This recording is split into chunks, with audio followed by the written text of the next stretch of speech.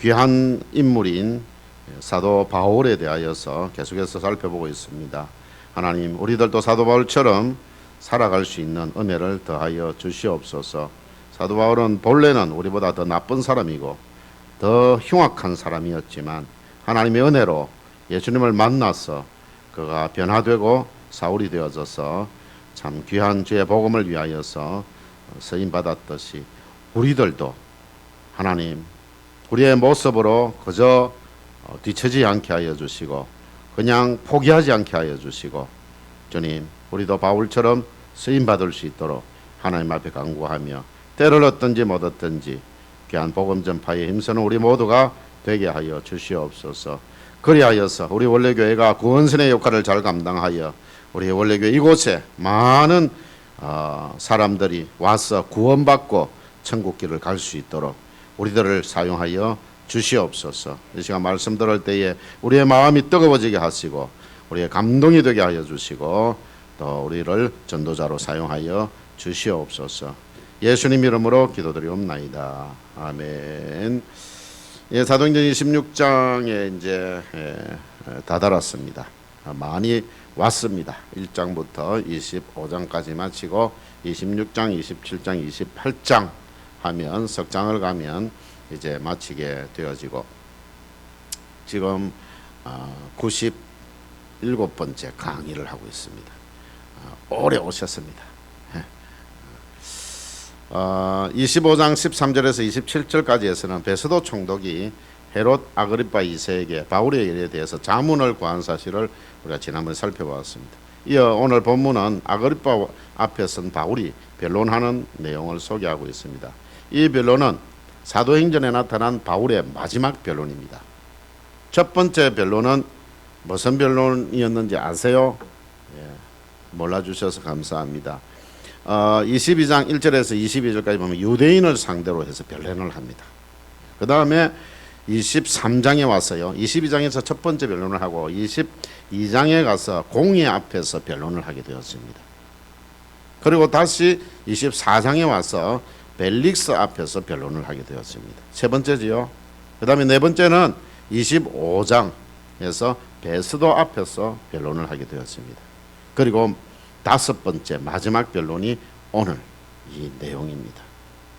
바울의 마지막 변론은 이전의 그 어느 변론보다 참 세련된 언어다고 볼 수 있고 또 그런 세련된 형식으로 구성이 되어 있다고 볼 수 있습니다. 이제 바울의 마지막 변론을 자세히 살펴보겠습니다. 물론 변론의 모든 내용은 거의 비슷합니다. 마지막 핵심은 똑같아요. 그래서 오늘 핵심까지 우리 살펴보겠습니다. 첫째는 1절에서 3절에 기록되어 있는데요, 마지막 변론의 배경입니다. 아그리빠는 베스도에게 신문 권한을 위임을 받습니다. 원래는 아그리빠가 베스도에게 인사차 찾아왔어요. 그런데 거기에서 이 아그리빠가 신문의 권한을 위임을 받습니다. 이상한 일이죠. 뭐 그럴 필요가 없을 것 같은데 이건 골치 아픈 일인데. 그래서 바울에게 변론을 요청합니다. 바울은 베스도가 잘 이해하지 못하는 문제들까지 아그리빠는 정확히 이해할 수 있었습니다. 아그리빠 왕은요, 이 이스라엘에 대해서 너무너무 잘 아는 왕이었어요. 이방인임에도 불구하고 너무너무 잘 알고 있었어요. 그런데 베스도에게 아무리 설명해도 잘 이해하지 못하는 것, 아그리빠 왕에게는 그냥 설명하면 정확히 이해할 수 있는 그런 분이었기 때문에 아그리빠 앞에서 변론을 하게 된 것을 다행스럽게 생각했습니다. 상황을 잘 이해하지 못해서 미심쩍어 하던 베스도, 이 베스도에게 자신의 무지함을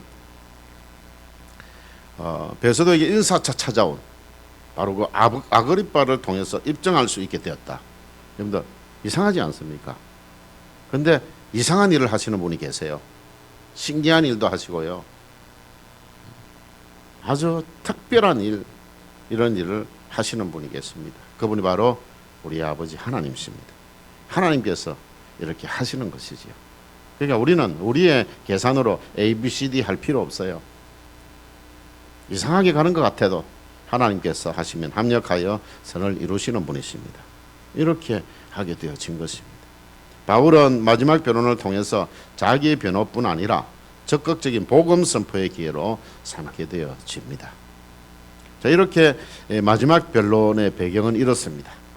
베드로를 찾아온 아그리빠가 그냥 지나가면 될, 인사만 하고 가면 될 건데 내가 신문 좀 하도록 해달라, 그렇게 위임을 받아서 하게 되어지니까 뭐 말하는 쪽쪽 아그리빠 왕은 다 이해를 하게 되어지니까 얼마나 좋은 기회입니다. 두 번째로는 4절에서 22절 거의 전체 내용을 사용하고 있는 마지막 변론 내용입니다. 이 내용을 둘로 나눌 수 있습니다.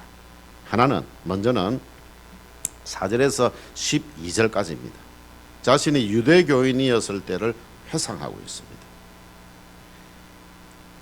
자신이 철저한 유대교 바리새인으로 하나님을 열심히 섬겼다. 우리가 말하는 하나님 아닙니다. 자기들의 하나님은 구약에 한정된 그 하나님, 그 하나님을 열심히 섬겼다는 것입니다. 그의 아들 예수 그리스도하고 상관없는 하나님을 섬긴 거예요. 그들은. 그래도 그들은 하나님을 섬긴다고 열심히 있었습니다. 열심히 특심이었어요.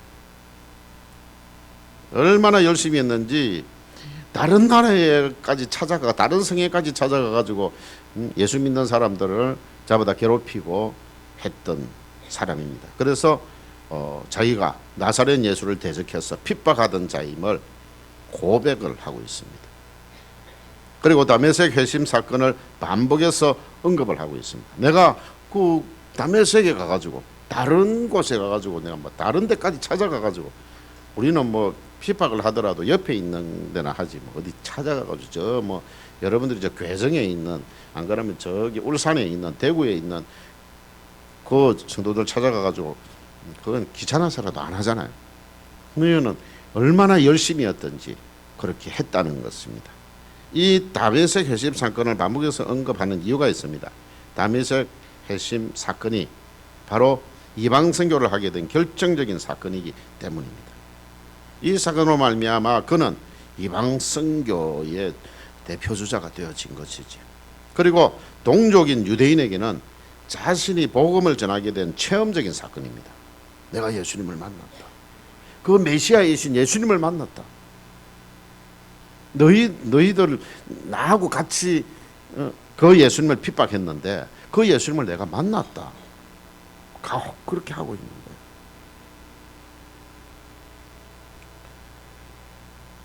그래서 유대인들 앞에서 변정할 때마다 특별히 이렇게 언급을 하는 겁니다. 우리가 핍박하던 그 예수를 내가 만났노라고. 그래서 내가 이 복음을 전하게 되었노라고. 그렇게 변론을 하고 있습니다. 두 번째로는, 그 다음으로는 13절에서 22절까지, 이제 23절 하나 남겨두고, 그는 기독교의 핵심이고 바울의 변론의 핵심입니다. 그 한 절 놔두고 13절에서 22절까지 에서는 자신이 이방 선교를 위해 택함 받은 자임을 변론을 하고 있습니다. 자신이 다메섹 도상에서 예수를 만나 이방 선교의 사명을 받고 복음을 전하다가 유대인들의 핍박을 받게 된 것임을 고백을 하고 있습니다. 나 예수님 만났다. 나 메시아 예수님 만났다. 우리가 기다리던 그 예수님을 내가 만났노라고. 이 변론에서 바울은 유달리 이스라엘 조상들, 선지자, 그리고 메시아에 대한 언급을 많이 하고 있습니다. 그 이유는 유대인의 풍습과 역사를 잘 알고 있던 아그리빠를 의식해서 의도적으로 한 것일 수 있습니다. 그리고 복음에 대한 자신의 사명이 하나님에게서 나온 것임을 지금 항변하고 있는, 그렇게 주장하고 있는 거예요.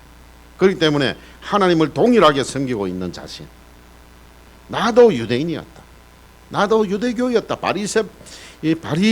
그 중에 가장 하나님의 일에 열심히 했던 나도 바리새인이었다, 나도 당신들처럼 하나님께로부터 내 복음에 대한 사명이 바로 하나님께로부터 나왔다, 나도 하나님께로부터 나왔다. 그렇기 때문에 하나님을 동일하게 섬기고 있는, 지금 이제 이거 동일하다는 건 아까 내가 다르다 그랬잖아요. 근데 지금은 여기서 변론을 할 때는 동일을 이야기합니다. 왜? 아그리빠 왕이나 여기 로마의 사람들은요, 그냥 이거를 같이 봅니다. 그래서 자기들끼리 싸우는데 자기들끼리 하는데 이게 무슨 죄가 되냐 해가지고 자꾸 지금까지 그래 왔잖아요. 그래 오고 이제 나는 가이사에게 가겠다 상소를 했죠. 그러면은 그렇게 보내주겠다. 왜냐하면 여기서 만약에 도둑질을 했거나 살인을 했거나 그러시면 여기서 적결 심판을 할 수 있는데 그게 아니거든요. 자기들끼리 종교적인 것 가지고 그렇게 하니까 그래서 골치 아프니까 올려 보내는 거예요. 그래서 여기서 그렇게 이야기를 하는 것입니다. 그래서 자기도 하나님을 동일하게 이 유대인들이 말하는 그 하나님은 나도 동일하게 섬기고 있기 때문에 그래서 자신이 유대인들의 고소대로 이단이거나 성전을 모욕하는 자가 아님을 항변을 하고 있습니다. 나 그런 사람 아닙니다.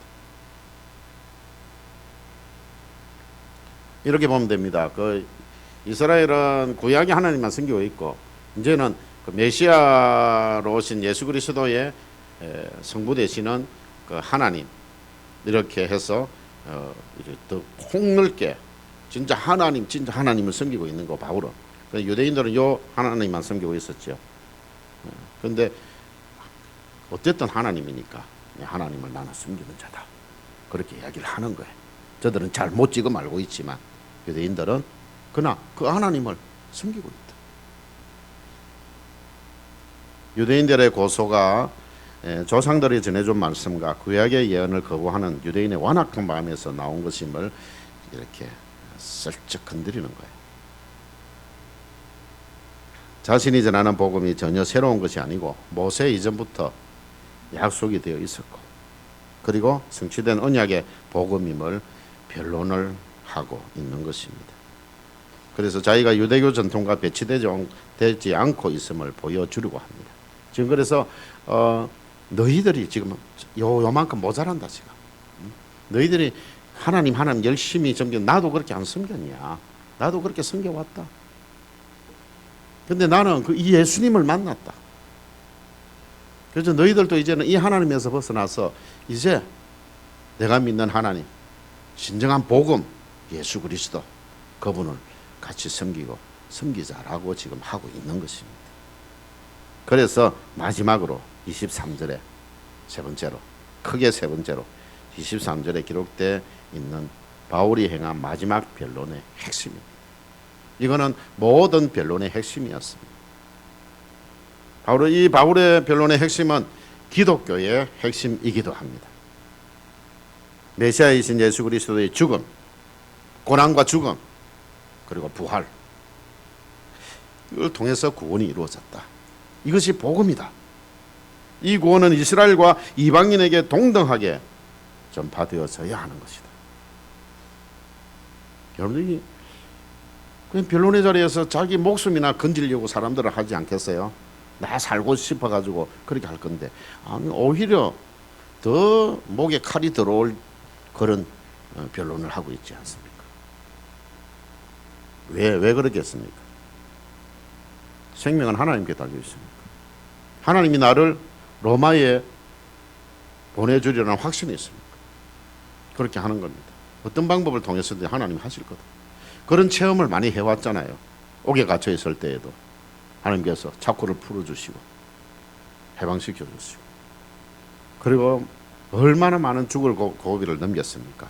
그럼에도 불구하고 나를 죽게 안 하시고 여기까지 살려주신 하나님. 바울이 병이 들어도 엄청난 병이 들었죠. 이런저런 병이 막 너무너무 병이 많습니다. 그런데 이 바울이요, 하나님이 하실 거예요. 내 생명도 하나님 손에 달려 있고 모든 일에 모든 방법과 모든 것에 다 하나님이 알아서 하실 거니까. 알고리파 왕도 이번에 또 보내줘가지고 희한하게 인사하러 베스도인데 와가지고 지금 베스도인데 자기가 와가 있는데 아그리파왕이 또 거기까지 와가지고 그래가지고 변론을 하도록 이렇게 기회를 주고 하나님께서 하시는 것을 그는 계속해서 체험하고 있는 거예요. 또 하나님이 하시네. 또 하나님이 여기 또 개입하시네. 하나님 감사합니다 하면서 하는 거예요. 그러니까 목에 칼이 들어와도 뭐 두렵지 않는 거예요.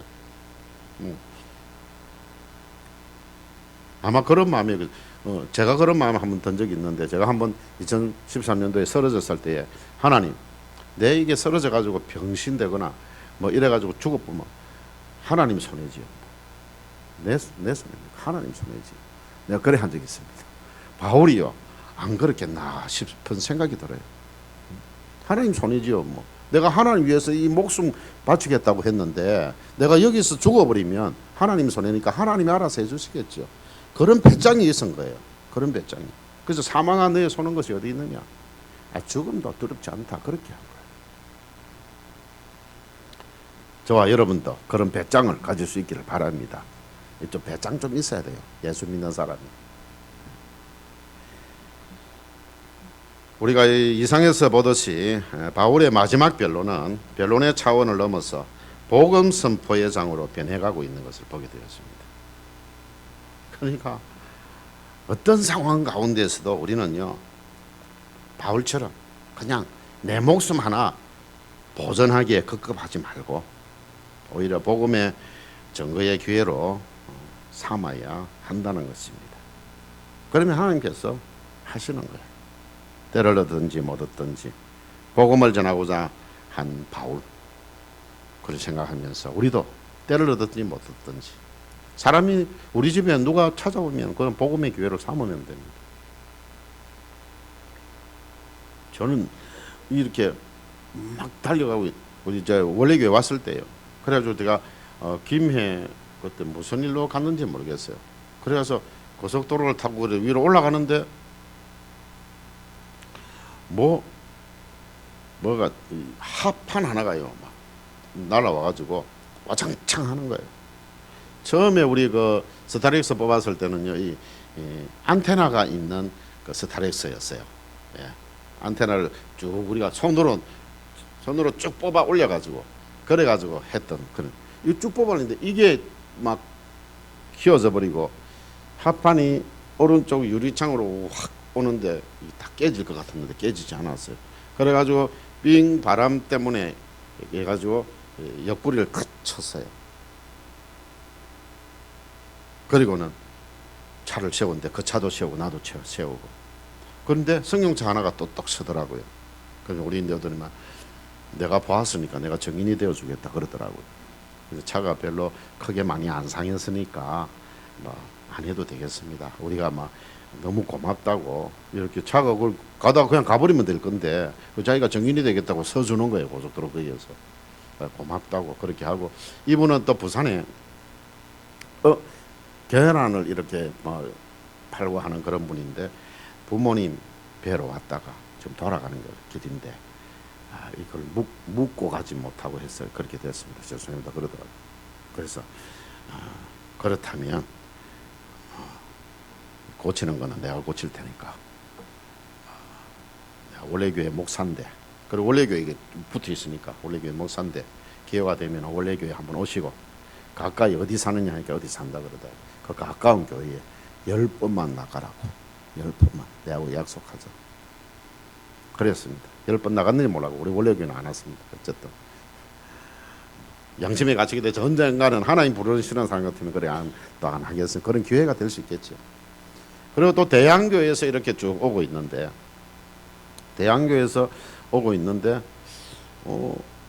이래 꺾어서 이래 오는데 여기서 무슨 짐을 싣는다고 뭐 트럭이 하나 딱 있어요. 그래서 잠시 멈췄죠. 그러니까 이 차가 이렇게 자기도 꺾고 오면서 내 있는 차를 모르고 그냥 와서 퉁 박아버려. 우리 원래 교회 차가 앞에도 박히고 뒤에도 박히고 막 자주 박혔어요. 그래서 보니까 별로 뭐 그때는 벌써 한 7, 8년 탔을 때 차니까 뭐 다 찌그러져 있는데 그 찌그러져 봐야 뭐 표시도 안 나. 그래서 여기 사느냐 했더니 이제 여기 산다 그래. 그냥 대양교회 10번만 나가라고. 그렇게 하겠노라고 너무너무 죄송합니다 그러고 그러더라고. 혹시 그 다치진 않았느냐고. 내가 오히려 도리 물어봐주고 그렇게 했어요. 내가 교회 목사라고 이야기를 하고. 때를 얻든지 못 얻든지 복음 전한다. 그런 것을 당했을 때 너희들 왜 이런 일을 당하나 그러고 하나님께 원망불평할 수도 있는데 그게 아니라 그걸 복음의 기회로 삼았다는 거예요.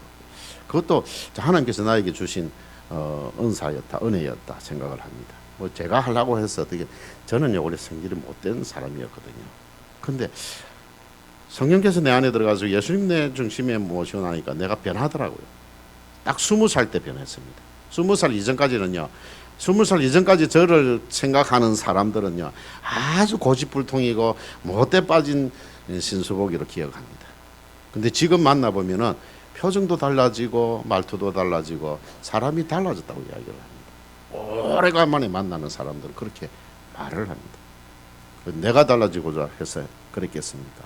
성령께서 내 안에 들어오셔서 나를 주장해 주시니까 그렇게 되어지는 것이겠죠.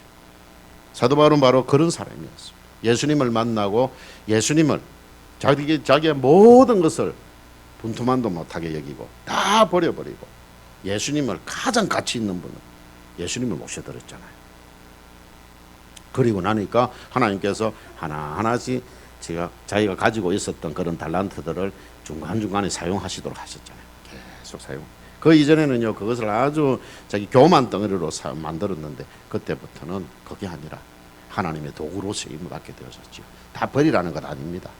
내가 성령 충만 받게 되어지면 예수 그리스도가 가장 고상한 분, 가장 귀한 분으로 그렇게 모셔드리고 나머지는 오직 복음을 위해서 사용하도록 하나님이 그렇게 하신다. 성령께서 하신다는 것입니다. 사랑하는 성도 여러분, 이제 벌써 이제 26장 1절에서 23절 또 한 번 강의하면 26장도 끝나고 그다음에 27장, 28장 남아 있는데 우리 원래 교회가 또 사랑하는 성도 여러분, 저와 여러분이 사도 바울처럼 초대 예루살렘 교회처럼 서로 떡을 떼며 교제하고 또 사도들의 가르침을 받고 찬양하고 보고 즐겁게 그리고 복음 증인의 사명을 감당하는 그런 사도행전적인 교회와 성도들이 다 될 수 있기를 간절히 축원합니다. 기도하시겠습니다. 하나님 아버지, 우리들도 바울처럼 어떤 상황에서도 예수 그리스도의 죽음과 부활의 복음을 담대하게 전하게 싸우니 성령으로 기름 부어주시고 성령의 능력을 부어주시고 우리의 입술에 성령께서 말씀을 담아 주시옵소서. 그래 우리 원래 교회가 사도행전적인 교회가 되게 하여 주셔서 전도의 귀한 사명 감당하며 우리 원교회 성도들이 사도 바울과 같은 그런 귀한 하나님의 사람들이 되어져서 복음의 일꾼들 다 되게 하여 주시옵소서. 예수님 이름으로 기도드리옵나이다. 아멘. 말씀 생각하시면서 510장 우리 찬송하겠습니다. 교회가 우리 성도들이 하나님의 진리 등대가